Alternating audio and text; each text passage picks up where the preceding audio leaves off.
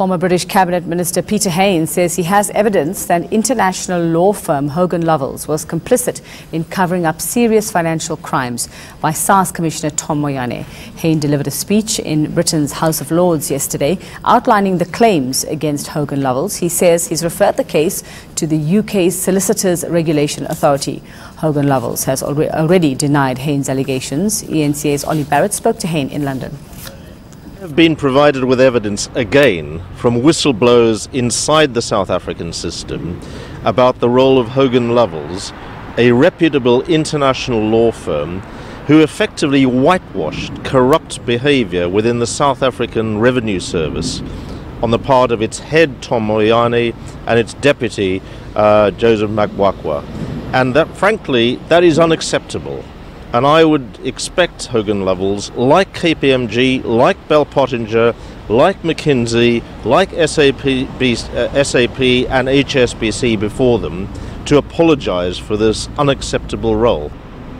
What do you want the UK government to do in response to these new claims? I want all UK government officials to clamp down on this, because no UK-based firm, subject to regulation here in London, should be able to get away with complicity, not direct responsibility, not putting their hands in the till themselves, but complicity in corruption and cronyism, which is destroying the South African economy. In the case of the tax collecting agency, robbing South African taxpayers.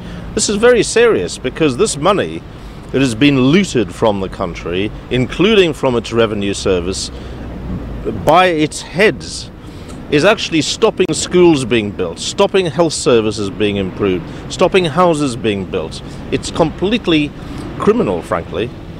These latest claims and the cases you mentioned that have gone before, how much damage are they doing to the UK's reputation in South Africa, do you believe?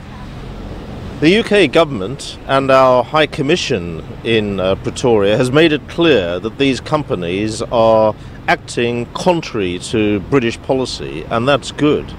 But still, we have another UK-based firm which has stained itself with corruption and cronyism in South Africa, and I would have thought that Hogan Lovells would have learnt by now. Bell Pottinger went bankrupt. KPMG and McKinsey had to apologise. So have HSBC. And the sooner these companies recognise, wherever they come from, Britain or America or elsewhere, that if they get involved in receiving fat fees from people who are looting the country at the top of the system, at presidential level, as well as in this case in the tax collecting agency SARS, that must stop, and they must have nothing to do with any of these corrupt individuals.